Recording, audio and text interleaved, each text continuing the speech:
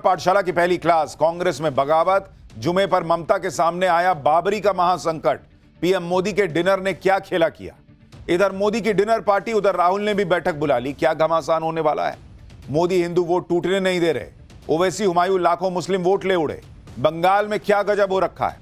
और पहले धमकाया, अब 40 मिनट बाहर बिठाया। पाक पीएम शहबाज की पुतिन ने कैसे गजब बेइज्जती कर दी। इधर मोदी के साथ सेल्फी, उधर शहबाज की बेइज्जती। आज ये भी आपको दिखाने जा रहा हूं। सबसे पहले देखिए, प्रधानमंत्री नरेंद्र मोदी ने इंडी गठबंधन की नींद उड़ा रखी। कांग्रेस की तो वंदे मातरम और एसआईआर दोनों मुद्दों पर धुलाई हो गई। अब पूरे इंडी गठबंधन में खलबली इस बात से मची हुई है कि नरेंद्र मोदी ने एनडीए के सांसदों को अचानक अपने घर पर बुलाकर डिनर पर ऐसा कौन सा नया टास्क दे दिया है भाई। नरेंद्र मोदी ने आज इस डिनर की तस्वीरें भी सबको दिखा दी। खुद पीएम बैठे हैं और उनके साथ टेबल पे कौन बैठा, इस डिनर में क्या क्या बातें हुई, इसकी बड़ी चर्चा हो रही है। बहुत चर्चा है। इंडी गठबंधन में राहुल गांधी से लेकर ममता बनर्जी क्यों एनडीए सांसदों के साथ नरेंद्र मोदी की इस मीटिंग से हड़बड़ाए हुए हैं, आज आपको बताऊंगा। क्योंकि इधर प्रधानमंत्री मोदी ने एक मीटिंग की तो अगले ही दिन राहुल गांधी ने अपने सांसदों के साथ एक मीटिंग कर डाली। लेकिन कांग्रेस पर नई आफत यह आ गई है कि कांग्रेस के ही पुराने लोग फिर कहने लगे हैं कि भाई कुछ बदलिए, ये राहुल गांधी के राज में क्या ही हो रहा है। कांग्रेस में अब किसने लीडरशिप बदलने की बात कह दी है। राहुल गांधी की मीटिंग हुई, उधर सोनिया गांधी को किसने चिट्ठी भेज दी कि कांग्रेस के अंदर ही राहुल गांधी वर्सेस प्रियंका वाड्रा होने की बातें होने लगी हैं। इधर कांग्रेस के अंदर भूचाल आने वाला है, उधर इंडी गठबंधन में ममता बनर्जी हिली हुई हैं, क्योंकि बंगाल में बाबरी के लिए लाखों मुसलमान मैदान पर आ गए हैं। बंगाल में जो बाबरी बन रही है उसके लिए मुसलमानों ने कितने और नोट बरसा दिए। कैसे आज जुमे के दिन बाबरी को लेकर मुसलमानों ने बंगाल में अपनी ताकत दिखाई है, और यह ममता बनर्जी के लिए क्यों तनाव भरी तस्वीर है, आज आपको बताऊंगा। जिस जगह बाबरी बनने जा रही है उस जगह पर बंगाल के ओवैसी ने कैसे लाखों मुसलमानों को इकट्ठा करके ममता बनर्जी की जमीन हिला दी है, आज आपको देखना चाहिए।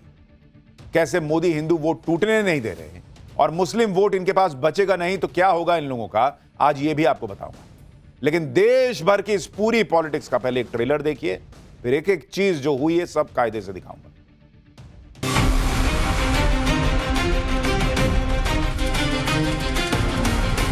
अमित शाह को देखा होगा, डिस्टर्ब, गाली तक दे दी सदन में, तो मेंटली डिस्टर्ब थे, प्रेशर में थे। राहुल जी सीएलपी लीडर हैं, वो अपना रोल प्ले कर रहे हैं और कोई एक प्रेसिडेंट बनकर अपना रोल प्ले कर गई। हो सकता है कि आगे कांग्रेस का एक और बड़ा विभाजन हो। आज हुआ पहला जुम्मा नमाज हुआ, मेरा ख्याल से लाखों लोग हुआ जमात हो गया नमाज पढ़ने के लिए।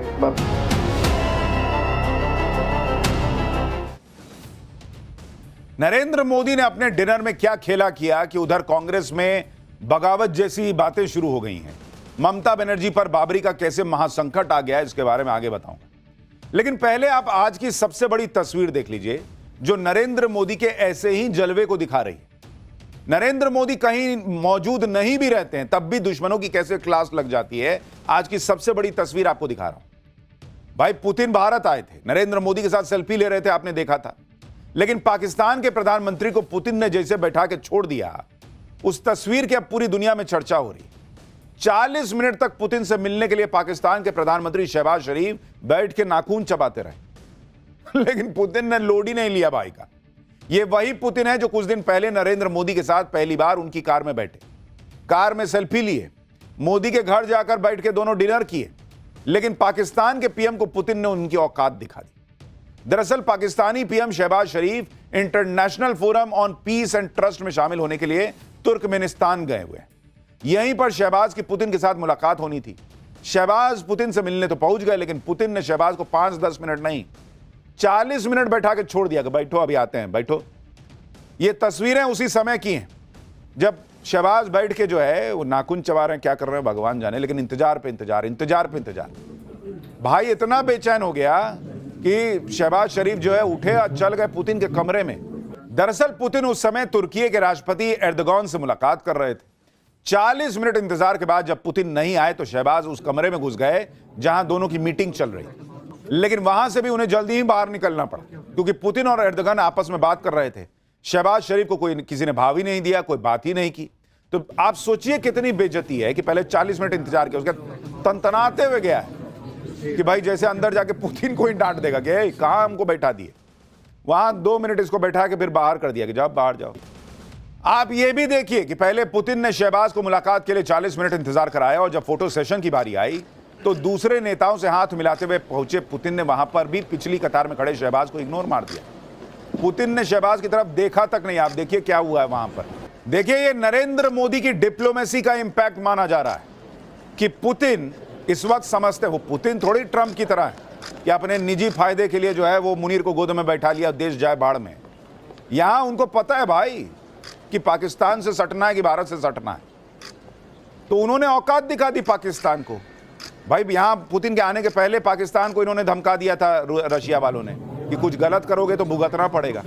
अब यहां पर जिस तरीके से औकात दिखाई है, पाकिस्तान को समझ में आ रहा है कि भैया मामला गड़बड़ है, ये आदमी सटाने के ही मूड में नहीं है पाकिस्तान को। और ये भारत की ताकत आज की डेट में नरेंद्र मोदी ने बनाई। पीएम मोदी के दोस्त पुतिन ने पाकिस्तान की गजब बेइज्जती कर दी। पाकिस्तान ट्रंप से F-16 वाला पैकेज पाकर बड़ा उछल रहा था, लेकिन पुतिन ने पीएम मोदी से उलझने वाले पाकिस्तान को बढ़िया सबक सिखाया। यानी कूटनीति में बड़ा धमाका हो गया। अब आते हैं देश में क्या धमाका हो रहा है पॉलिटिक्स में। सबसे पहले आपको आज की 2 बड़ी सियासी तस्वीरें दिखा देता हूं। पहली तस्वीर पीएम मोदी की एनडीए नेताओं के साथ डिनर पार्टी की है। पार्टी कल हुई थी, लेकिन उसकी तस्वीरें अब आज नई डिटेल के साथ सामने आई हैं। दूसरी तस्वीर राहुल गांधी की मीटिंग की है। आज राहुल गांधी ने कांग्रेस सांसदों के साथ संसद परिसर में मुलाकात की। संसद में कांग्रेस की रणनीति पर भी बातचीत हुई है। यानी उधर नरेंद्र मोदी ने मीटिंग की, इधर राहुल गांधी ने कहा कि मैं कैसे पीछे रहूंगा, बुलाओ मीटिंग बुलाओ, हम लोग मिलेंगे। दोनों तरफ तैयारी हुई है। सबसे पहले आपको पीएम मोदी के डिनर की जो नई तस्वीरें आई हैं पहले वो दिखा देता हूं। इस तस्वीर में पीएम मोदी एनडीए के सहयोगियों से मिलते दिखे। जेडीएस के नेता और पूर्व पीएम एचडी देवेगौड़ा का हाथ पकड़े हुए उनके साथ पूरी आत्मीयता से मिल रहे हैं। उनके साथ जगदंबिका पाल भी खड़े दिख रहे हैं। दूसरी तस्वीर में पीएम मोदी एनडीए और बीजेपी नेताओं के साथ खाने की टेबल पर बैठे हुए दिख रहे हैं। पीएम मोदी ने एक साइड में एचडी देवेगौड़ा और दूसरी साइड में प्रफुल्ल पटेल को बैठा रखा है और बाकी वहां पर रविशंकर प्रसाद भी दिख रहे हैं, जगदंबिका पाल दिख रहे हैं, एचडी देवेगौड़ा दिख रहे हैं। ये तस्वीरें दिख रही हैं। पीएम मोदी ने कल अपने घर पर एनडीए नेताओं के लिए डिनर पार्टी आयोजित की थी। इस मेगा पार्टी में खाने के 54 टेबल लगे हुए थे। देख रहे हैं, सांसद ही इतने बैठा दिया है, सब खाओ मजा से। सूत्र बता रहे हैं कि डिनर पार्टी में प्रधानमंत्री नरेंद्र मोदी सारे टेबल पर जा जाके बैठे हैं, सबसे मिले।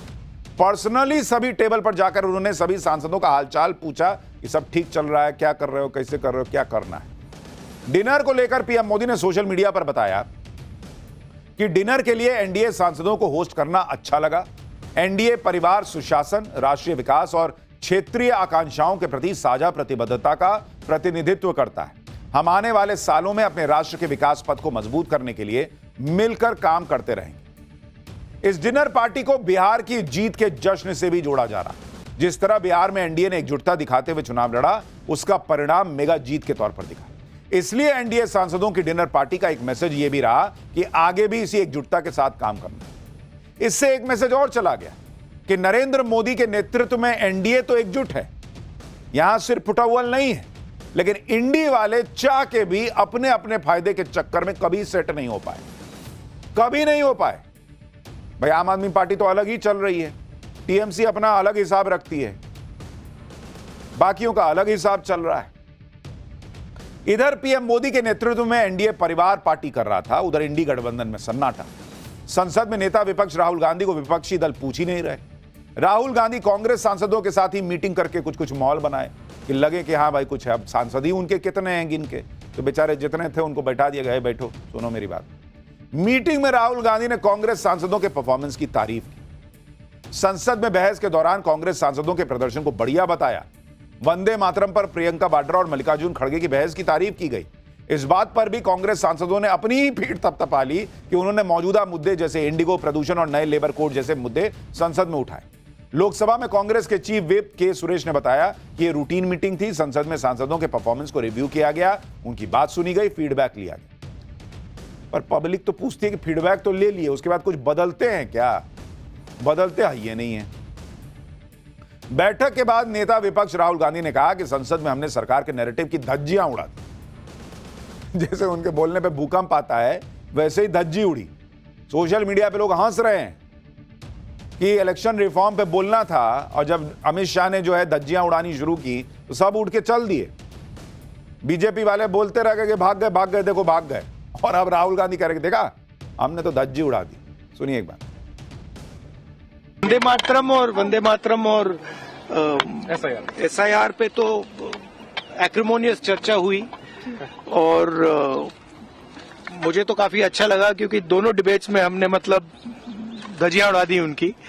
आपने अमित शाह को देखा होगा, डिस्टर्ब गाली तक दे दी सदन में, तो मेंटली डिस्टर्ब थे, प्रेशर में थे, और उसका रीजन है क्योंकि वो वोट चोरी में मतलब पूरा का पूरा ढांचा इन्वॉल्व है, वो तो पूरा देश जानता है। तो राहुल गांधी बता रहे हैं कि आदमी मेंटली डिस्टर्ब होता है तो उसके मुंह से अब शब्द निकल जाते हैं। अब राहुल गांधी के मुंह से भी एक बार संसद में एफ वर्ड निकल चुका है। उनका क्या सीन था? डिस्टर्ब थे। इधर राहुल गांधी कह रहे हैं कि उन्होंने सरकार की धज्जियां उड़ा दी, लेकिन यहां उनके ऊपर ही एक लेटर बम फट गया है जिससे कांग्रेस में खलबली मच गई। राहुल गांधी कह रहे हैं कि पूरा देश जानता है कि वोट चोरी हो रही है, लेकिन इधर उन्हीं के एक नेता ने सोनिया गांधी को चिट्ठी लिखकर बता दिया कि पार्टी वोट चोरी की वजह से नहीं, गलत हाथों में नेतृत्व होने की वजह से हार रही है। कांग्रेस नेता ने सोनिया गांधी को लिखे लेटर में राहुल गांधी को तगड़ा लपेट दिया। कांग्रेस नेता मोहम्मद मुकविम ने सोनिया गांधी को चिट्ठी लिखी, और जो लिखा उससे कांग्रेस हिल गई। पूर्व विधायक मोहम्मद मुकविम ने सीधे राहुल गांधी के नेतृत्व पर सवाल उठा दिए। कहा कि बिहार, दिल्ली, हरियाणा, महाराष्ट्र, कश्मीर में पार्टी की हार की वजह गलत फैसले, नेताओं का गलत चयन और लगातार गलत हाथ में पार्टी की कमान। भाई अब कहने को अध्यक्ष खड़गे जी हैं, लेकिन सबको पता है राहुल गांधी जो है वही वोट चोरी का माहौल बना रहे थे, और उनके नेता ही बता रहे हैं कि पार्टी उनकी वजह से हारी, क्योंकि नेतृत्व तो एक तरीके से राहुल गांधी कर रहे थे। पूर्व विधायक मोहम्मद मुकविम ने कहा कि पार्टी अपनी पुरानी विरासत खो रही है भाई, और ऐसा दूसरों की वजह से नहीं हो रहा, बल्कि पार्टी के अंदर जो फैसले लिए जा रहे हैं उससे हो रहा है। गलतियों को ठीक करने की बजाय पार्टी से बार बार दोहरा रही है। कार्यकर्ता खुद को दंडित, उपेक्षित और निराश महसूस कर रहे हैं। मोहम्मद मुकविम ने अपने लेटर में राहुल गांधी का नाम लिया और बताया कि 3 बार के एमएलए होने के बावजूद वो राहुल गांधी से 3 साल से मिल ही नहीं पा रहे हैं। इससे उन्हें गहरी निराशा है, जबकि इंदिरा गांधी और राजीव गांधी के जमाने में कार्यकर्ता की बात सुनी जाती थी। कई बड़े बड़े नेता जैसे कि सिंधिया, हेमंता, जयवीर शेरगिल और मिलिंद देवड़ा जैसे नेता पार्टी छोड़कर क्यों चले गए? क्योंकि उनको सुना नहीं गया। मल्लिकार्जुन खड़गे की उम्र का हवाला देकर प्रियंका वाड्रा को नेतृत्व देने की मांग सोनिया गांधी के सामने रख दी गई। यह भी कहा गया कि सचिन पायलट, रेवंत रेड्डी, डीके शिव कुमार, शशि थरूर जैसे नेताओं को आगे लाने की जरूरत है। युवा देख रहे हैं कि अगर हमने यह मौका खोया तो सिर्फ यह चुनाव नहीं, पूरा जनरेशन हमारे लिए खो देंगे हम।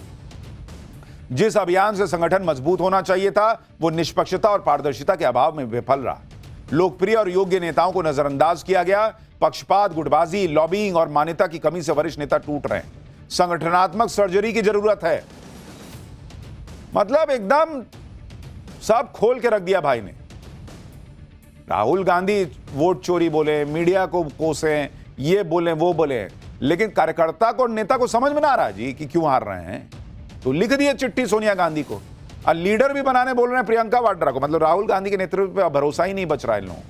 सुनिए कांग्रेस के पूर्व विधायक मोहम्मद मुकविम को एक बार। लीडरशिप को सामने लाना जरूरत है। हमारे आदरणीय एआईसीसी जो मुखिया है श्री मल्लिकार्जुन खड़गे जी बहुत वरिष्ठ नेता है, बट एज उनके फेवर में नहीं है। ये हमारे पास प्रियंका जी है और भी बहुत सारे युवा हैं जो सामने आके कांग्रेस पार्टी को और भी मजबूत करेंगे। राहुल जी सीएलपी लीडर हैं, वो अपना रोल प्ले कर रहे हैं, और कोई एक प्रेसिडेंट बन के अपना रोल प्ले करे। कांग्रेस के वरिष्ठ नेता सीधे सीधे राहुल गांधी को खारिज करते हुए प्रियंका वाड्रा को कमान देने की मांग कर रहे हैं। ये तर्क दे रहे हैं कि प्रियंका वाड्रा ही युवाओं को जोड़ सकती। यानी इधर राहुल गांधी जेंजी करते रह गए, उनके खुद के नेता मान रहे हैं कि राहुल गांधी से युवा जुड़ ही नहीं रहा है। प्रियंका वाड्रा को लाओ, शशि थरूर को लाओ, अलग टीम बनाओ, इनसे ना हो पाएगा। उधर बीजेपी के इस लेटर को कांग्रेस के अंदर टीम प्रियंका और टीम राहुल गांधी की जंग से जोड़ दिया बीजेपी ने। बीजेपी कह रही है कि अब कांग्रेस के अंदर यह जंग खुलकर सामने आ गई है। लोग अब नरेंद्र मोदी का वो बयान याद कर रहे हैं जब उन्होंने बिहार चुनाव की जीत के बाद आशंका जताई थी कि कांग्रेस का फिर से विभाजन हो जाएगा। सुनिए, याद कीजिए पीएम मोदी ने क्या कहा था। जो कांग्रेस के नामदार हैं, ये जिस रास्ते पर कांग्रेस को लेकर चल रहे हैं, इसके प्रति घोर निराशा, घोर नाराजगी अंदर ही अंदर पनप रही है। और मुझे तो आशंका है, हो सकता है कि आगे कांग्रेस का एक और बड़ा विभाजन हो।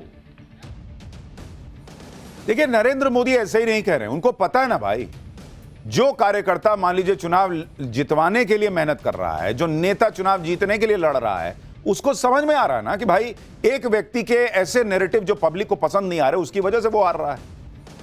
मोहम्मद मुकविम ने सोनिया गांधी को 5 पन्ने का लेटर लिखा है।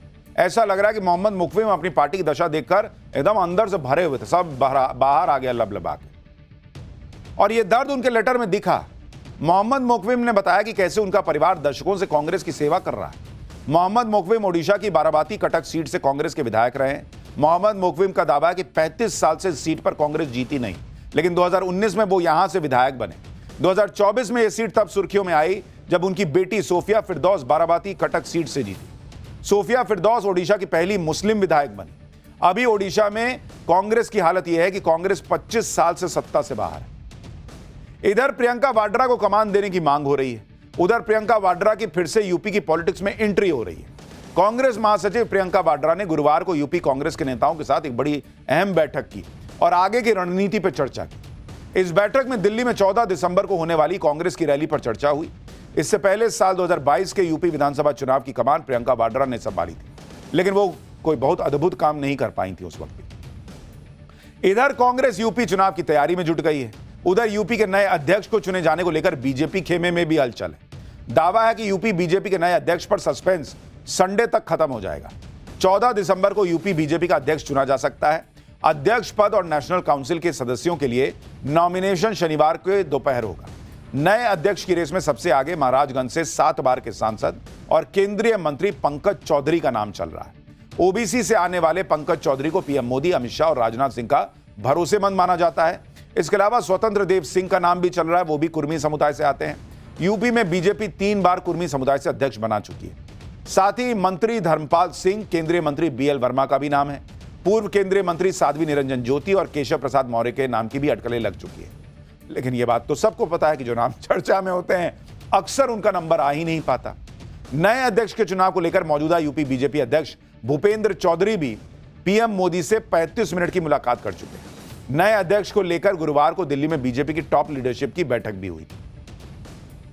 यानी इधर बीजेपी भी कमर कस रही है और लोग पूछ भी रहे हैं कि भाई बीजेपी का नेशनल प्रेसिडेंट कब बदलेगा। भाई नड्डा जी का एक्सटेंशन पे एक्सटेंशन हुए जा रहा है, लेकिन उधर बंगाल में ममता बनर्जी का एक्सटेंशन पब्लिक करेगी कि नहीं, यह भी सवाल है। पीएम मोदी तो बंगाल से लेकर यूपी तक मजबूत तैयारी कर रहे हैं, लेकिन उधर इंडी गठबंधन फंसता जा रहा है और आजकल सबकी नजर बंगाल पर है क्योंकि वहां इंडी गठबंधन से ममता बनर्जी का टेस्ट होना है। लेकिन ममता बनर्जी की आजकल टेंशन बढ़ी हुई है बंगाल में बाबरी वाले मामले को लेकर।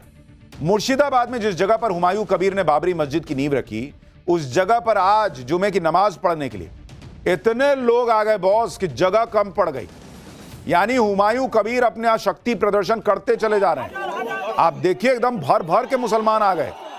नमाजियों की तादाद को देखते हुए दो बार में नमाज अदा करनी पड़ी। दावा है कि एक साथ लाखों लोग नमाज पढ़ने पहुंच गए थे। नई बाबरी मस्जिद शिलान्यास के बाद यह पहला जुमा था, यानी मस्जिद की नींव रखने के बाद का पहला जुमा। ऐसे में लोगों में नमाज को लेकर एकदम होड़ मच गई। सब पहुंच गए कि हम कैसे नहीं पढ़े, हम भी पढ़ेंगे साथ में। लाखों लोग आ गए। नमाजियों के लिए यहां खास इंतजाम भी था, उनके लिए खिचड़ी पकाई गई थी। इतने लोगों के आने की वजह से उस जगह के आसपास एक अस्थायी मार्केट बन गया। सुनिए भारी भीड़ को लेकर टीएमसी से निलंबित विधायक हुमायूं कबीर, जिन्हें बंगाल का ओवैसी कहा जा रहा है, वो क्या कह रहे हैं। आज हुआ पहला जुम्मा नमाज हुआ, इतना कवर हुआ, इतना आदमी आया, मेरा ख्याल से लाखों लोग वहाँ जमा हो गया नमाज पढ़ने के लिए। बाबरी मस्जिद का जो लीम रखा गया, उनको मैदान तो अभी पूरे नहीं हुआ, वो जमीन का ऊपर लाखों आदमी आके और नमाज पढ़ने के लिए आया। तो एक बार में नमाज में नहीं पूरा हुआ, सेकंड टाइम भी नमाज पढ़ना पड़ेगा। लाखों लोग आया एक साथ में, तो जुम्मा का नमाज नहीं अदा कर पाया। आप सोचिए, अभी तो मुर्शिदाबाद में सिर्फ मस्जिद की नींव पड़ी है बॉस, खाली नींव रखी गई है, और जिस विधायक को ममता बनर्जी ने निकाल दिया वो वहां उसके समर्थन में लाखों लोग पहुंच गए। जहां जो भी मुसलमान यहां आ रहे होंगे वो एक तरह से हुमायूं कबीर में अपना नया नेता ही ना देख रहे होंगे कि इस भाई ने हमारे लिए बाबरी की बात कर दी। तो ये जो लाखों लोग आए हैं ये टीएमसी को वोट करेंगे, ये सवाल पूछा जा रहा है। इन तस्वीरों का यही नैरेटिव है कि हुमायूं कबीर ने लाखों मुसलमानों की भीड़ जुटा ली। ये भीड़ ममता बनर्जी को परेशान करेगी। भले ही ये लोग सिर्फ नमाज पढ़ने आए हैं, लेकिन उनकी जुबान पर हुमायूं कबीर का नाम चढ़ा हुआ है, और यह नाम ऐसे ही बंगाल के मुसलमानों की जुबान पर चढ़ सकता है। ऊपर से हुमायूं कबीर तो पहले ही खुद को बंगाल का ओवैसी बता रहे हैं। ओवैसी की राह पर चलते हुए हुमायूं कबीर ने भी ममता बनर्जी को इस बात पर घेर लिया कि ममता बनर्जी मंदिर के लिए जमीन पैसा सब अरेंज कर देती। यह सब मुद्दा चुनाव में उठाएंगे। सुनिए बंगाल के नए ओवैसी हुमायूं कबीर क्या कह रहे हैं। फिर ममता बनर्जी ने सरकार में आने के बाद वो पुरी से जगन्नाथ मंदिर यहाँ लेके आया, 400 करोड़ रुपया सरकार का पैसा, सब लोगों को पैसा उनको दिया, मंदिर बना दिया। फिर सिलीगुड़ी में 21 एकड़ जगह भी दे दिया, यहाँ 15 एकड़ न्यू टाउन में राजारहाट। यानी एक तरीके से हुमायूं कबीर बंगाल के मुसलमानों को बता रहे हैं कि देखो ममता बनर्जी को भर भर के वोट तो देते हो, पर वो तो सब हिंदुओं के लिए कर रही हैं। उधर हिंदू अलग नाराज है, उसको लगता है कि ममता बनर्जी के राज में हिंदुओं के साथ अच्छा नहीं हुआ। कई साल तक भाई मौलवियों को जो है वो सैलरी मिलती रही, लेकिन पंडितों को नहीं मिली थी कई साल तक, बाद में मिली। तो वहां अलग गुस्सा, यहां अलग गुस्सा। अब क्या होगा ममता बनर्जी की पॉलिटिक्स का। बिहार में ओवैसी ने इंडी गठबंधन को ऐसे ही फंसाया था कि इंडी गठबंधन तो मुस्लिम नेता को डिप्टी सीएम तक नहीं बना सकती। ओवैसी ने पूरा माहौल बना दिया था कि भाई ये लोग तो मुसलमान को दरी बिछाने वाला समझते हैं। उसी तरह हुमायूं कबीर सीएम ममता बनर्जी को घेर लिए हैं। इंडी गठबंधन के लिए अभी तक सिर्फ ओवैसी से निपटना ही सिरदर्द। अब बंगाल में हुमायूं कबीर की एंट्री मुसलमानों के वोटों की लड़ाई को और चैलेंजिंग बना देगी, और इसलिए आप देखिए कि मुस्लिम वोटों को सेट करने के लिए इंडी गठबंधन ज्यादा एक्टिव हो गया है। इंडी गठबंधन के नेता मद्रास हाईकोर्ट के उस जज को हटाने पर अड़ गए हैं जिन्होंने एक पहाड़ी के पास पवित्र दीपक जलाने का आदेश दिया। लेकिन अब देश के पूर्व 56 जजों ने इंडी गठबंधन की क्लास लगा दी। सुप्रीम कोर्ट और हाईकोर्ट के 56 पूर्व जजों ने एक लेटर लिखा है। लेटर में मद्रास हाईकोर्ट के जस्टिस जीआर स्वामीनाथन के खिलाफ इंडी गठबंधन के महाभियोग प्रस्ताव का विरोध किया गया है। लेटर में कहा गया कि यह न्यायाधीशों को धमकाने का गलत प्रयास है जो समाज के एक विशेष वर्ग की वैचारिक और राजनीतिक अपेक्षाओं के अनुरूप नहीं है। अगर ऐसे प्रयासों को जारी रखा गया तो यह देश के लोकतंत्र और न्यायपालिका की आजादी की जड़ें काट देंगे। पूर्व जजों ने कहा कि सांसदों ने जज को हटाने की जो वजह दी है वो महाभियोग जैसे दुर्लभ, अपवाद और गंभीर संवैधानिक कदम को सही ठहराने के लिए पर्याप्त नहीं है। इन रिटायर्ड जजों ने इमरजेंसी की दौर का भी हवाला दिया और यहां तक कहा कि महाभियोग के बदले की कार्रवाई का हथियार नहीं है। जजों को राजनीतिक उम्मीदों के अनुसार चलने के लिए मजबूर करने के लिए उन्हें हटाने की धमकी देना, ऐसा तरीका लोकतंत्र विरोधी, संविधान विरोधी है। यह भी कहा गया कि इकलौता मामला नहीं है, हाल ही में ऐसी घटनाएं बढ़ गई हैं। यानी देश के बड़े बड़े 56 जजेस ने इंडी गठबंधन को आईना दिखाया कि बॉस ये क्या कर रहे हैं आप लोग। यह आरोप लगाया कि वो एक पक्ष को खुश करने के लिए संविधान विरोधी, लोकतंत्र विरोधी काम कर रहे हैं लोग। इस लेटर ने इंडी गठबंधन को बुरी तरह फंसा दिया, क्योंकि 2 दिन पहले ही राहुल गांधी ये माहौल बना रहे थे कि नरेंद्र मोदी ने हर संस्था को कैप्चर कर लिया है, जबकि यहां तो इंडी गठबंधन पर जजेस पर दबाव डालने का आरोप लग रहा है। और ये कोई सियासी आरोप नहीं है, जज ही आरोप लगा रहे हैं। लेकिन भाई एक पक्ष को खुश करना है तो महाभियोग ले आए। उधर मोदी जो है वो हिंदू वोट बटने नहीं दे रहे, तो ये लोग फंस गए हैं कि उधर ओवैसी, कोई हुमायूं कबीर मुसलमान का वोट काट दे, इधर हिंदू जो है वो बटने को तैयार ना हो मोदी के नाम पे। फिर क्या होगा? जो होगा सो होगा। लेकिन अब मोदी क्या क्या कर रहे हैं जरा उसका अगला चैप्टर देखिए। 78,000 करोड़ और आपका बैंक अकाउंट, पीएम मोदी आपके अकाउंट में भी पैसा डालने वाले हैं क्या? बैंक में रखे पैसे के साथ पीएम मोदी ऐसा क्या कर रहे हैं जो आज तक किसी ने नहीं किया? आज आपको दिखाने जा रहा हूं। प्रधानमंत्री मोदी इस वक्त एक बहुत बड़े मिशन में जुटे हुए हैं और यह मिशन है देश में नेक्स्ट जनरेशन रिफॉर्म्स करने का।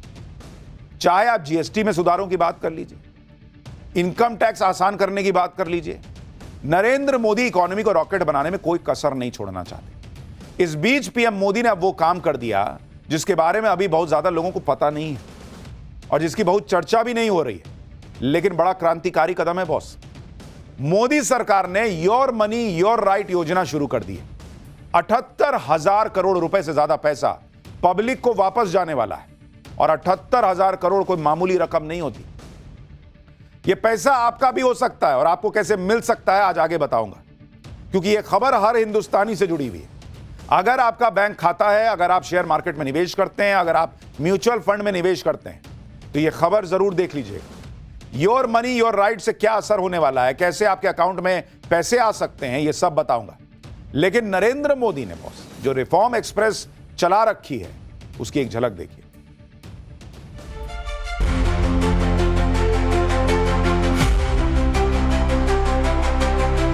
रिफॉर्म की यात्रा को तेज करने के लिए बीड़ा उठाया। हम बहुत तेजी से आगे बढ़ना चाहते हैं। हर प्रकार के रिफॉर्म ये आज हमने मकसद बना करके चले। आदरणीय प्रधानमंत्री नरेंद्र मोदी जी का रिफॉर्म्स एक्सप्रेस चल चुके हैं, रुकने वाला नहीं है।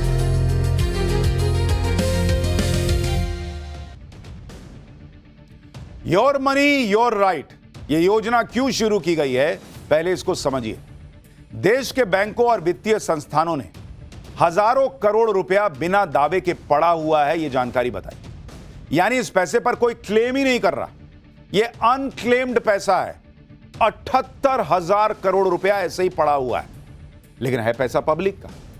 जानकारी के अभाव में कोई लेने नहीं जाता। इसी पैसे को लौटाने के लिए योर मनी योर राइट योजना नरेंद्र मोदी ने शुरू की कि भाई तुम्हारा पैसा है, लेके जाओ, खर्चा करो। इसका मकसद लोगों का भूला बिसरा या बिना दावे वाला पैसा वापस करने का है। सरकार ने यह नहीं सोचा कि पड़ा है तो ले लेते हैं, देश में लगा देंगे। नहीं भाई, तुम्हारा पैसा है, आपका पैसा आपको नरेंद्र मोदी ढूंढ ढूंढ के लौटा रहे हैं। पीएम मोदी ने कहा कि यह भूली हुई संपत्ति को एक नए अवसर में बदलने का अच्छा मौका है। और आप यह जानकर हैरान रह जाएंगे कि बैंकों और दूसरे वित्तीय संस्थानों के पास कितना अनक्लेम्ड पैसा भर भर के पड़ा हुआ है। और इसको अगर आप देखिएगा, जो अनक्लेम्ड पैसा है और आपको कैसे मिलेगा यह भी आगे बताऊंगा। भारत में अनक्लेम्ड पैसा जो पड़ा हुआ है उसको अगर आप देखने जाइएगा बॉस, बैंकों के पास 78,000 करोड़ रुपया 78,000 करोड़ रुपया अनक्लेम्ड पड़ा है, कोई लेने ही नहीं आ रहा सालों साल से। इंश्योरेंस कंपनी जो होती है, इंश्योरेंस कंपनी के पास 14,000 करोड़ रुपया पड़ा हुआ है। 14,000 करोड़ रुपया इंश्योरेंस कंपनी के पास। जो म्यूचुअल फंड होता है,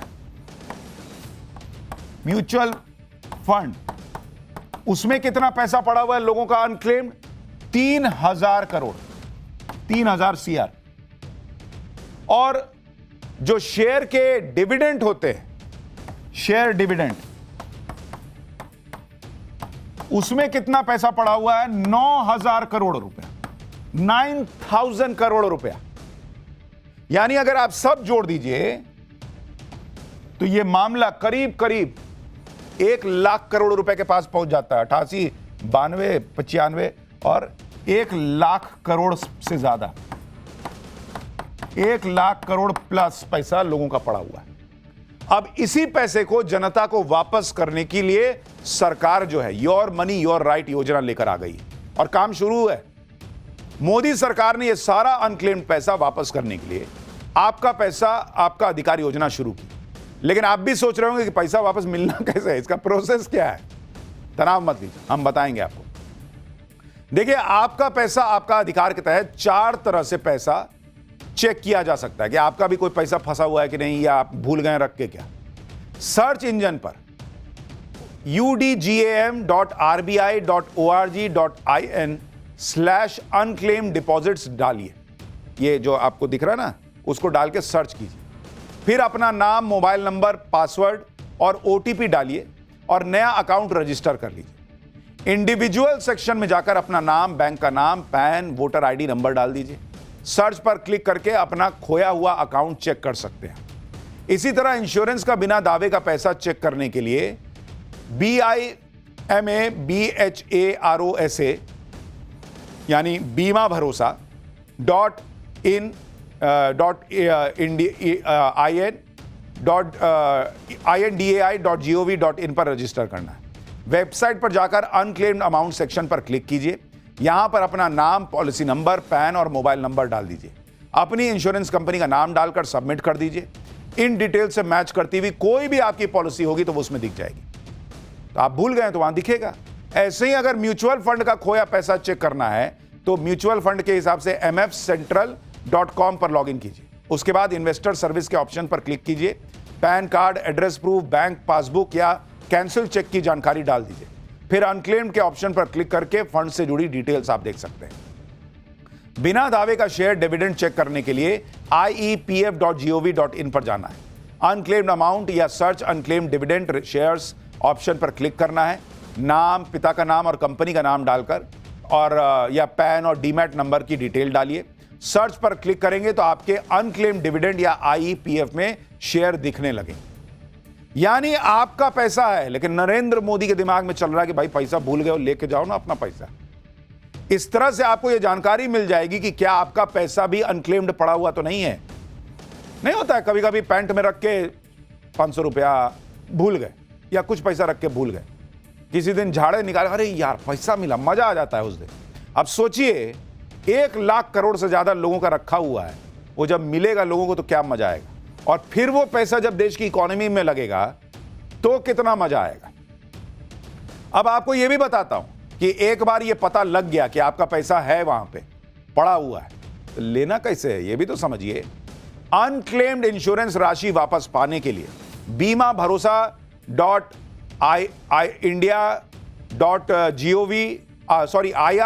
IRDAI.gov.in पर जाना है। अनक्लेम्ड अमाउंट चेक करने के बाद रजिस्टर कंप्लेन के ऑप्शन पर क्लिक करना है, जहां एक फॉर्म दिखेगा जिसमें अपने इंश्योरेंस से जुड़ी सारी जानकारी आपको डाल देनी है। फिर फॉर्म सबमिट करने पर एक टोकन मिल जाएगा जिससे क्लेम को ट्रैक किया जा सकता है। इसके करीब 30 दिन के अंदर क्लेम का पैसा वापस मिल जाएगा। म्यूचुअल फंड से भूले हुए पैसे वापस लेने के लिए MF सेंट्रल या सेबी मित्र की वेबसाइट पर जाना है। यहां भी अपनी जानकारी जैसे pan number, KYC, bank detail, nominee ID डाल दीजिए। पूरी जानकारी डालने के बाद 15 से 45 दिन के अंदर पैसा आ जाएगा। बिना दावे के शेयर डिविडेंड को वापस पाने के लिए MCA या IEPF पोर्टल पर जाकर IEPF 5 फॉर्म भरना है। ऑनलाइन फॉर्म भरने के बाद इसका print out, KYC, bank proof, पुराने शेयर प्रूफ कंपनी के नोडल ऑफिसर को स्पीड पोस्ट कर देना है। कंपनी वेरिफिकेशन के बाद आपका क्लेम अप्रूव हो जाएगा और पैसा आपके खाते में आ जाएगा। आपका पैसा आपका अधिकार योजना का लाभ अब तक लोगों को मिलना भी शुरू हो चुका है। कई लोग इसका फायदा उठा चुके हैं, और अगर आप देखेंगे कि कितने लोगों को फायदा हुआ, तो फायदा अभी तक जो मिल चुका है ये अनक्लेम्ड पैसे की योजना का, इसको अगर आप देखने जाइएगा तो 2000 करोड़ रुपया अभी तक लोगों को वापस मिल चुका है। लोग ले चुके भाई, डिटेल भर भर के, अरे मेरा पैसा रखा था, bank, insurance, mutual fund, share dividend, इसका पैसा लोगों ने ले लिया। 2000 करोड़ हो गया, लोगों के अकाउंट में चला गया कि ले भाई तेरा पैसा था। आपका पैसा आपका अधिकार अभियान को अक्टूबर में शुरू किया गया था। इस अभियान के प्रति लोगों को जागरूक करने के लिए कैंप लगाए जा रहे हैं, यानी सरकार खुद लोगों को बुला बुला के पैसा दे रही है कि अरे तेरा पैसा है भाई, बिना दावे के पड़ा लेके जाओ। अब मौका है कि उसको वापस आप ले सकते हैं। सरकार का मकसद है कि इस योजना का फायदा ज्यादा से ज्यादा लोगों को हो, और इसके लिए अवेयरनेस मिशन छेड़ दिया गया है। आप देखिए कि 477 ग्रामीण और शहरी जिलों में सुविधा शिविर आयोजित किए गए। दूर दराज और कठिन पहुंच वाले इलाकों पर खास फोकस है। पैसा वापस कैसे लेना है ये लोगों को बताया जा रहा है इन शिविरों में, जिससे ज्यादा से ज्यादा लोग अनक्लेम्ड पैसा वापस ले सकें। आपका पैसा आपका अधिकार योजना दिसंबर 2025 तक ही है। यानी अगर आपका पैसा भी इसी तरह बिना क्लेम के पड़ा है तो दिसंबर 2025 खत्म होने से पहले क्लेम कर लीजिए बॉस। तीसरी बार प्रधानमंत्री बनने के बाद से तो पीएम मोदी की सुधार एक्सप्रेस फुल स्पीड में दौड़ रही है। प्रधानमंत्री मोदी हर सेक्टर में रिफॉर्म कर रहे हैं और आप देखते चले जाइए भाई। इलेक्टोरल रिफॉर्म एसआईआर हो ही रहा है, सोशल रिफॉर्म देश की जनगणना जो है वो होने वाली है, उसका आ गया है मामला। इकोनॉमिक रिफॉर्म जीएसटी 2.0 हो ही गया। टेक्नोलॉजी के इस क्षेत्र में रिफॉर्म हो रहा है, बुलेट ट्रेन यूपी में, हाइड्रोजन ट्रेन बनारस में, रोपवे। यानी सेक्टर कोई भी हो, पीएम मोदी पुराने तौर तरीकों को बदल के रख दे रहे हैं जिससे देश की गति और ज्यादा हो जाए। लेकिन ये तो नरेंद्र मोदी रिफॉर्म कर रहे हैं, इससे भी कई लोगों को आग लगी हुई है और पॉलिटिक्स के धुरंधर नरेंद्र मोदी साबित हो रहे हैं ये रिफॉर्म करके। लेकिन एक फिल्म भी आई है धुरंधर, उसने क्या किया जरा आपको उसके बारे में बताता हूं, अगला चैप्टर खोलता हूं। 300 करोड़ कमा चुकी धुरंधर फिल्म ने ऐसा क्या कर दिखाया, 6 मुस्लिम देश ने बैन कर दिया बॉस कि मेरे यहां कोई नहीं देखेगा धुरंधर। ऐसा क्या किया भाई?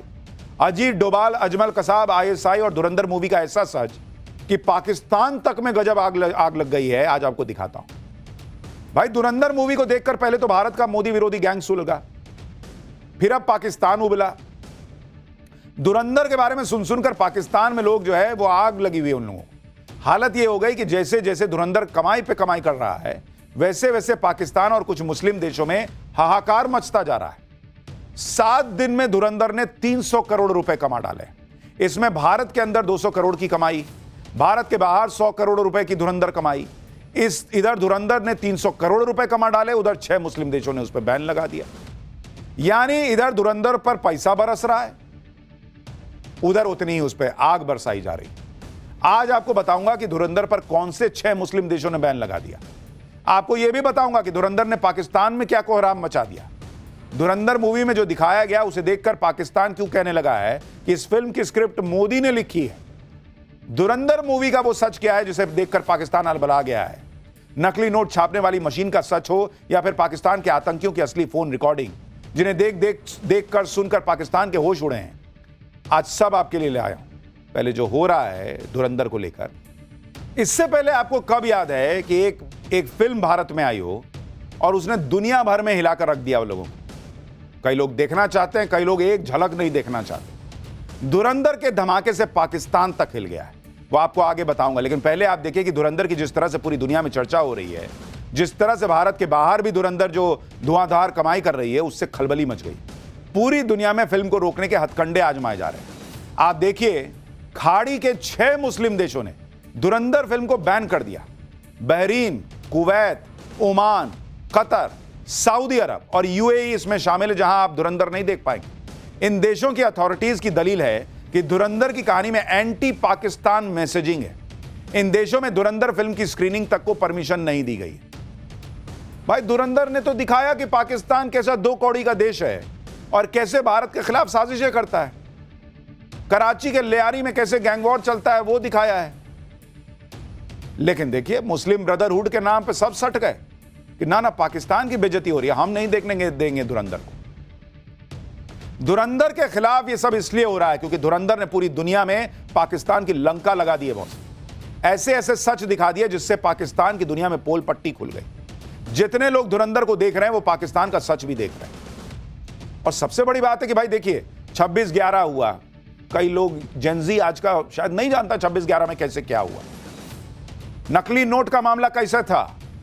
फिल्म में एक डायलॉग है कि उस जमाने में एक मंत्री और उनका बेटा जो है वो नकली नोट जो है उसका खाचा जो होता है, खाका, वो पाकिस्तान को दे दिए थे। अब वो क्या सच्चाई है वो तो फिल्म वाले जाने, बाकी तो कुछ हमने आपको बताया था। लेकिन ऐसी ऐसी चीजें जेनजी को पता चल रही, क्योंकि जेनजी फिल्म देखने जा रहा है, इसलिए इनको आग लग गई। जैसे जैसे लोग देख रहे हैं फिल्म, कमाई बढ़ती जा रही है, वैसे वैसे इनकी आग लगती जा रही है। आप ये देखिए कि इस फिल्म ने क्या गजब कर रखा है। 5 दिसंबर को फिल्म रिलीज हुई। 7 दिन में फिल्म की वर्ल्ड वाइड कमाई 300 करोड़ पार कर गई। 7 दिन में सिर्फ भारत में ही 200 से ज्यादा करोड़ की कमाई हो गई है। एक्सपर्ट्स के मुताबिक फिल्म जल्द ही 500 करोड़ क्लब में शामिल हो सकती है और यह रकम पाकिस्तान के रुपए में 1500 करोड़ के पार हो जाती है। धुरंधर की कमाई देखकर पाकिस्तान को बुखार आ गया है, क्योंकि जितने पैसे भारत की एक पिक्चर कमा लेती है उतने पैसों के लिए पाकिस्तान को भीख मांगनी पड़ती है। ऊपर से धुरंधर ने पाकिस्तान की ऐसी पोल खोल दी कि पूरी दुनिया के सामने पाकिस्तान के पास कहने सुनने को कुछ बचा नहीं। आप देखिए कि इस पिक्चर से पाकिस्तान कैसे तिलमिलाया हुआ है। अजमल कसाब पकड़ा गया, भर दुनिया जानती कि पाकिस्तान का था। कह रहे हैं कि फर्जी ऐसे ही भारत माहौल बना रहा है। कह रहे हैं नरेंद्र मोदी ने धुरंधर फिल्म की स्क्रिप्ट लिखी है। सोचिए, इन लोगों के पास बुद्धि भी नहीं है भाई, पैसा नहीं है, देश के पास चलता है, लेकिन देश के पब्लिक के पास बुद्धि ना हो, मतलब हर मामले में ये लोग कंगाल है। नरेंद्र मोदी का यही काम बचा है कि बैठ के फिल्म लिख रहा है। तुम्हारी तरह शहबाज शरीफ जैसा हाल थोड़ा ही है कि 40 मिनट कोई भी मीटिंग के लिए बैठा देता कि बैठ के उस 40 मिनट में फिल्म लिख दी है। नरेंद्र मोदी और भारत के टाइम की वैल्यू है बॉस। भारत से लेकर पाकिस्तान और खाड़ी देशों तक धुरंधर मूवी की चर्चा इसलिए हो रही है क्योंकि लोगों को फिल्म के रियल लाइफ किरदारों में भारत और पाकिस्तान से जुड़े रियल लाइफ किरदारों की झलक दिख रही है। भारत ही नहीं, पाकिस्तान में भी लोग फिल्म के सीन और कैरेक्टर्स को असल कहानी से कनेक्ट कर रहे हैं। जैसे अर्जुन रामपाल इस फिल्म में मेजर इकबाल के किरदार में, जो मुंबई में हुए 26/11 के हमले के वक्त आतंकियों को सैटेलाइट फोन से कमांड दे रहा था कि कैसे लोगों को मारना है। पाकिस्तान इसलिए अलबलाया हुआ है क्योंकि फिल्म की रीच बहुत होती है, बहुत लोगों तक पहुंच जाती है बात। कई लोग तो फिल्म देखकर कह रहे हैं कि अरे 26/11 के आतंकी हमले का ऑडियो भी है कि आतंकियों को कैसे बताया जा रहा था कि किसको मारना है, कब मारना है, कैसे मारना है। ये लोगों को फिल्म से पता था, इसीलिए पाकिस्तान अलबला गया, क्योंकि वो तो अब तक हाफिज सईद पे कार्रवाई नहीं कर रहा है। धुरंधर फिल्म में दिखाया गया कि कैसे आतंकियों के हैंडलर पाकिस्तान में बैठे बैठे मुंबई में आतंकियों को बेरहमी से लोगों को मारने का कमांड दे रहे थे, जश्न मना रहे थे। अब यही सीन दिखा दिया तो पाकिस्तान को आग लग गई कि अरे बाप रे, तो सच पता चल गया पब्लिक को। इसी से पाकिस्तान परेशान है क्योंकि ये ऑडियो बहुत सारे लोगों ने पहली बार सुने। आपको ऐसे ही एक रियल ऑडियो सुनाता हूं जो मुंबई के 26/11 हमले के दौरान का है। इस ऑडियो में भी आतंकियों का हैंडलर पाकिस्तान में बैठे बैठे 26/11 के आतंकियों को ठीक उसी तरह कमांड देता सुनाई देगा जैसा फिल्म में दिखाया गया। फिल्म में कोई झूठ नहीं दिखाया गया। अब आप असली ऑडियो सुनिए 26/11 के वक्त कैसे आतंकियों को कमांड दिया जा रहा था पाकिस्तान से। क्या सूरत है काशा? मेरे ख्याल ऊपर टीम उतार दी गई है। आपकी ना छत के ऊपर 15 बंदे उतरे हैं हेलीकॉप्टर के जरिए। अच्छा, तो अभी खिड़कियों से सामने से हम खिड़कियों के सामने खड़ के लड़े। क्या कह रहे हैं आप? हमारी खिड़कियों के सामने आपको नजर आ रहा है कुछ स्नाइपर? सामने वाले कमरे में ऊपर फायर हुआ। आपके ना ऊपर, उन्होंने ऊपर से नीचे आना है, वो इस वक्त ऊपर वाले फ्लोर क्लियर कर रहे हैं। आप ना अपनी सीढ़ियों पे ऐसी पोजीशन बनाए कि उनको आते ही उनको मतलब जो है ना वो शुरू कर रहे हैं आप। उन्होंने सीढ़ियों से उतरना नीचे, हाँ मतलब, लेकिन ऐसी पोजीशन बनाए, ये भी तो मुमकिन है ऊपर आने से पहले नीचे ग्रेनेड फेंके। ये भी हो सकता है। आप ना ऐसी पोजीशन बनाए, मतलब कमरे में रहे, लेकिन जो सीढ़ियाँ ना वो आपकी ना पहली फर्स्ट जो आपके जो ना इंस्टेंस में आपके रूम में हो। अगर कमरे के साथ नीचे सीढ़ियों पे के अंदर आए। अच्छा, आपको दाएं बाएं फौजी कोई नजर आ रहा है आपको इस वक्त? हमारे सामने हमें स्नैपर नजर आ रहे हैं खिड़कियों में बैठे सामने बिल्डिंग में। मारो फायर उन्हें यार, मारो उन्होंने ओपन फायर किया, हम उनके से ओपन लड़े। अच्छा बात सुनो, हाँ, आप जो कमरे में हो ना, हाँ जी, आप ना निशाना लो अपना और जो कोई भी स्नाइपर है उसके ऊपर फायर करो, अपनी पोजीशन चेंज करो। एक बंदा बाहर के दरवाजे पे पोजीशन लेकर रखे, दूसरा उनके ऊपर फायर करे। इस तरह की बातचीत हुई थी पाकिस्तानी हैंडलर्स और 26/11 के आतंकियों के बीच, कैसे मारना है, क्या करना है। इसी से पाकिस्तान को आग लग गई और मुस्लिम ब्रदरहुड के नाम पर 6 खाड़ी के देश कह रहे हैं कि नहीं, हम भी फिल्म नहीं देखने देंगे, इसी वजह से कि पाकिस्तान एक्सपोज हो जाएगा। अब बात धुरंधर के उस किरदार की जिसे देखकर पाकिस्तान के सीने पर सांप लौट रहा है। धुरंधर के इस किरदार का नाम है अजय सान्याल, जिसे आर माधवन ने निभाया है। फिल्म में आर माधवन को भारत का एक इंटेलिजेंस ऑफिसर दिखाया गया है। अजय सान्याल के गेटअप में माधवन के किरदार में लोगों को मौजूदा वक्त में भारत के एनएसए अजीत डोभाल की साफ साफ झलक दिख रही है। हालांकि फिल्म में ऐसा कोई दावा नहीं कि अजीत डोभाल का ही किरदार है, लेकिन फिल्म में कांधार कांड को लेकर कार्रवाई के लिए बोला गया अजय सान्याल का डायलॉग अजीत डोभाल की याद दिला रहा है, क्योंकि रियल लाइफ में जो भी अजीत डोभाल कह चुके हैं वही इस फिल्म में। और अजीत डोभाल कई बार दूसरी बातें भी कह चुके हैं कि पावर होना काफी नहीं होता है, पावर के मुताबिक पंच मारना जरूरी होता है, जो कि आज का नया भारत करता है। फिल्म में भी अजय सान्याल को यह कहते हुए सुनाई दिखाया गया है कि मुंह तोड़ने के लिए मुट्ठी बंद करना जरूरी होता है। फिल्म में अजीत डोभाल का जो किरदार बताया जा रहा है वो ये भी कहता है कि कभी तो हमारा समय आएगा, ऐसी सरकार आएगी कि हम ये कर पाएंगे। इसलिए भी लोगों को आग लगी थी, क्योंकि अब वो सरकार आ गई। अब जो अजीत डोभाल कह रहे हैं ना कि हम अपनी ताकत के हिसाब से पंच मारें, वो अब होता है इस देश के अंदर। धुरंधर में अजीत डोभाल से इंस्पायर किरदार की चर्चा इसलिए भी हो रही है क्योंकि फिल्म में कांधार हाईजैक कांड का भी जिक्र है। अजय सान्याल के किरदार को हाईजैकर से बात करते हुए दिखाया गया है, जिसमें हाईजैकर उनसे कहता है कि हिंदू बहुत डरी हुई कौम है। यह बात अंदर तक झकझोर के रख देने वाली है। इसके बाद ही आतंकियों से बदला लेने के लिए अजय सान्याल धुरंधर प्रोजेक्ट तैयार करते हैं। और आप देखिए कि अपनी रियल लाइफ में अजीत डोभाल कई बार कह चुके हैं कि हिंदुस्तान को हमेशा हिंदुस्तान के लोगों के साथ नहीं देने की वजह से हार झेलनी पड़ी। वो कहते हैं ना कि अक्सर दरवाजा जो है ना वो अंदर से खोला गया, तभी कोई बाहर ही घुस पाया। ऑपरेशन सिंदूर के बाद भी आपने देखा नहीं, सोशल मीडिया से लेकर दूसरी जगहों पर किस तरह से माहौल बनाया गया कि सबूत दो, पाकिस्तान को कितना मारे हो। यहां तक कि यह पूछने पे फोकस रहा कि हमारे कितने राफेल गिरा, पाकिस्तान को कितना मारा, यह देखने के बजाय हमारे राफेल गिरे कि नहीं गिरे यह जानने में लोगों का इंटरेस्ट रहा। यही नहीं, अजीत डोभाल को जब भी मौका मिलता है वो कॉन्फ्लिक्ट ऑफ इंटरेस्ट होने पर खुद को शक्तिशाली दिखाने पर जोर देते हैं। उनका मानना है कि भारत धर्मगुरु भी तभी बनेगा जब एक शक्तिशाली भारत का निर्माण होगा। पाकिस्तान भले ही धुरंधर के इन किरदारों से और धुरंधर की कहानी से तिलमिलाया हुआ है, लेकिन वहां की पब्लिक धुरंधर के पायरेटेड वर्जन देख रही है। भाई पब्लिक को तो पता है कि उनका देश कैसा है पाकिस्तान, तो वो तो अपने मजे में है। पाकिस्तानियों को आग लगी है और इधर धुरंधर ने बॉक्स ऑफिस पर आग लगा रही है। देख रही है पब्लिक, उसको सच जानना है। For more of such videos, do like, share and subscribe to ET Now Swadesh.